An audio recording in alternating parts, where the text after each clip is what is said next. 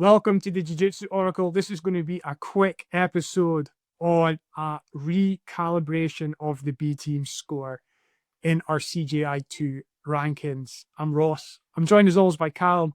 And B team was the first team that we did some rankings for, where we score every athlete out of 5 stars and then score a coach out of 5 stars. And if you want to know how we score each star, look at the first episode with B team or the episode of New Wave when we get into the nitty gritty of the scoring system. That said, B team came out with 17 points or stars for their athletes.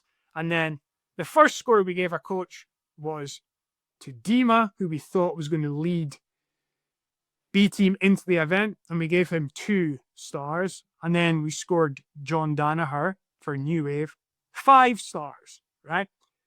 And I think that was fair enough at the time. But now there's been some development in CJI, and we have another crucial factor in the scoring system, which is team composition. So John was able to play a wild card and bring in Mika, and that gave him a stronger team. And so we're starting to consider that skill much more. And then we saw Andre Galvao play a wild card and bring in Diego Pato, or was it Felipe Pena? Or which one of them is classed as an Atos competitor for the event, and which one's the wild card? Doesn't really matter. We've got them both on the team. Well done, Andre, for playing that. And he's a 5-star coach. So we're considering this. I don't know who gets the credit at B team for bringing in Victor Hugo, but it was a very, very smart move. Credit to whoever did it. Nicky Ryan, I think assisted by Damian Anderson, is going to coach B team at this event. Originally, I thought, switching out Dima at 2 stars for Nicky at 2 stars. Like, we've not seen loads of Nicky actually coaching a team to an event. We've seen him, plenty of clips online of him coaching. Great knowledge. Don't know about running a camp or preparing a team for the event. I thought, just switch the 2 stars. That's fine. But now I want to give Nicky Ryan 3 stars because I think it's a better reflection of the fact that B team have pulled together a very, very strong team going into the event. Such a strong team that we gave their athletes 17 points. That puts their athletes just 1 point behind Atos, who were on 18, and a further point behind New Wave, who were on 19. But the 2 stars for the coach was really bringing them down.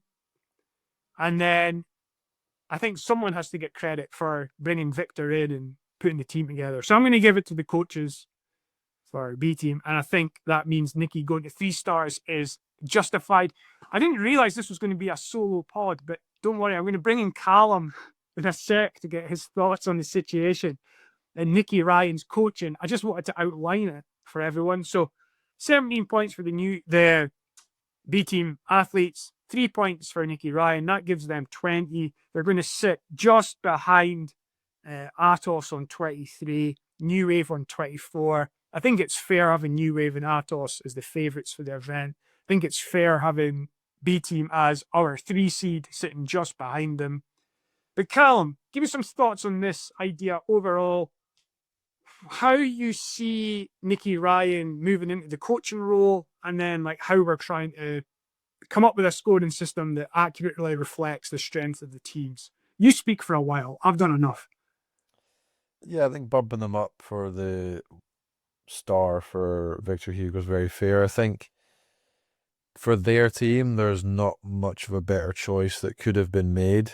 Nicky Rod usually competes over 99, but very capable of making under 99. I just think that he can't be bothered cutting a lot of the time. I remember the story from the quintet that they did, and like Nicky Rod just didn't cut any weight, so everyone else had to cut extra weight, and he was just like, nah, I'm not cutting any weight.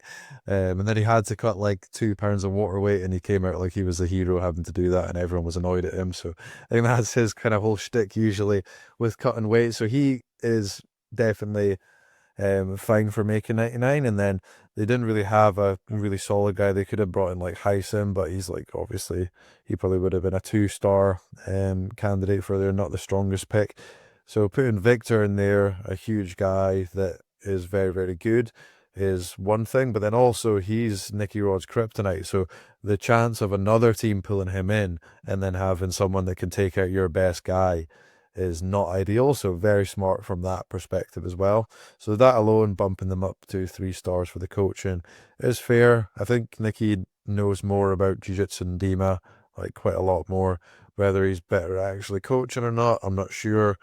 Maybe a bit more disorganized as far as running camp, but it's probably going to be more of a collaborative effort between a bunch of those guys anyway. So yeah, mainly looking at the GM side of it, I think it's fair to bump them up because can't really have gotten a much better pick for them in their situation than Victor Hugo.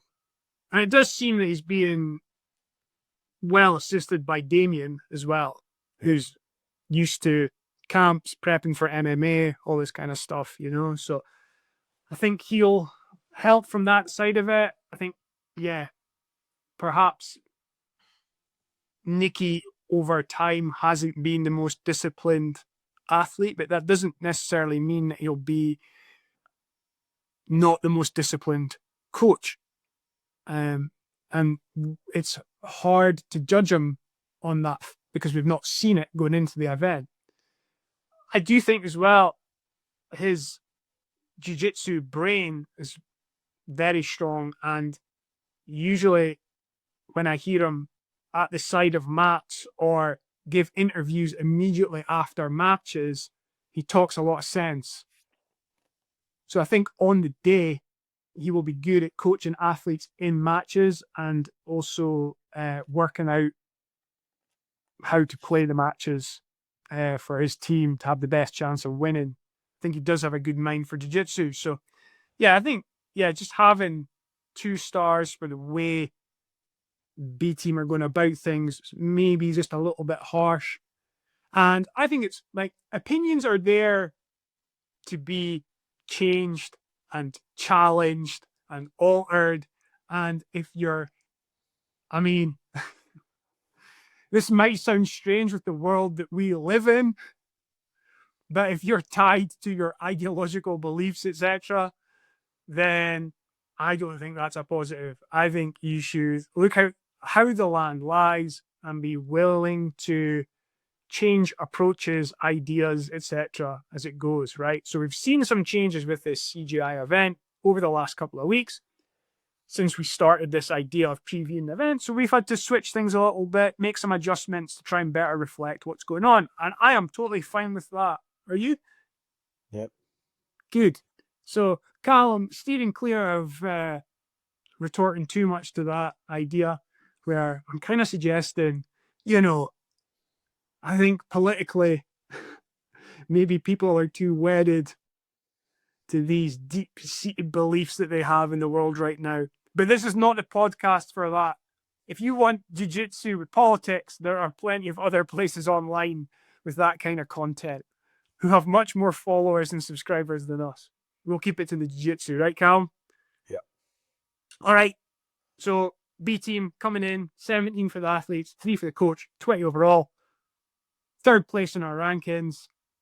3 seed from us going into the event. Do you think that's fair? Yeah, I think that's fair. I think before probably would have thought the Americas team would have been top 2, top 3, but it's not shaken out like that with how they've selected their team. So I think B team at the 3rd spot is pretty fair from what we've seen so far. Tune into a future episode of the Jiu Jitsu Oracle where we'll round out our rankings before we get closer to the CGI event and really get into the nitty-gritty of who's going to face who, etc.